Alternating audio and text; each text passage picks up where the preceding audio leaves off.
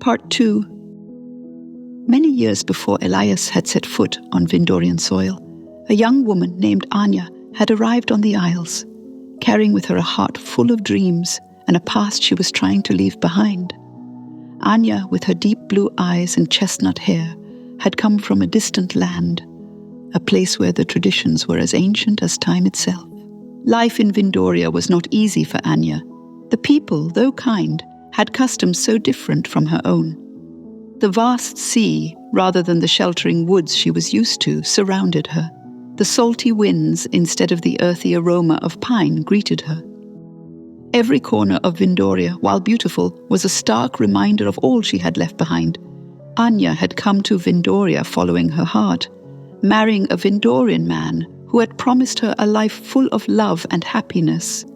But while he was kind and caring, he couldn't understand the depths of her nostalgia, the weight of the traditions she carried, or the significance of the bracelet she wore. "Forget the past and embrace our ways," he'd often tell her, hoping it would ease her integration into Vindorian society. So Anya tried. She wore Vindorian dresses, learned their dances, and even sang their songs.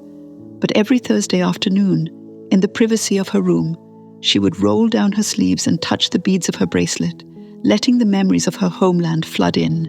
It was her secret, her solace. In her homeland, the tradition of the bracelet was a cherished one.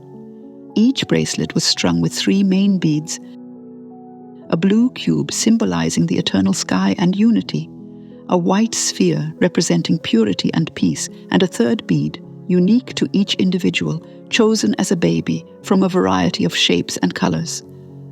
This third bead was a symbol of one's uniqueness and destiny.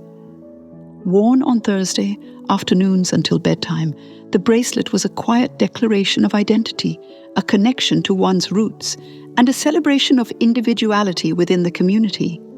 It was a tradition not openly spoken of, but deeply felt.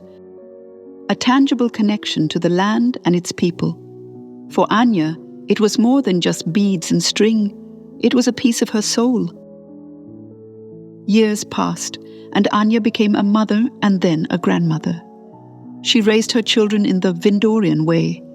But to her granddaughter, Lila, she passed down one secret from her homeland: the tradition of the bracelet. She taught Lila the significance of each bead, making her promise to keep it their shared secret.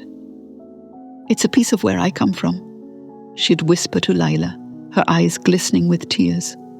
"A piece of a land far away, a piece of me." Lila grew up with stories of her grandmother's distant land, and while she didn't fully understand the weight of the tradition, she cherished it. She became a free spirit, embodying both the wild winds of Vindoria and the deep-rooted traditions of Anya's homeland. And every Thursday, just like her grandmother, she'd wear her bracelet, a symbol of unity, uniqueness, and a connection to a place she had never been, but felt deeply within her. To be continued. Thanks for tuning in. Don't forget to like and subscribe, and hit the bell icon to get notified for the next video.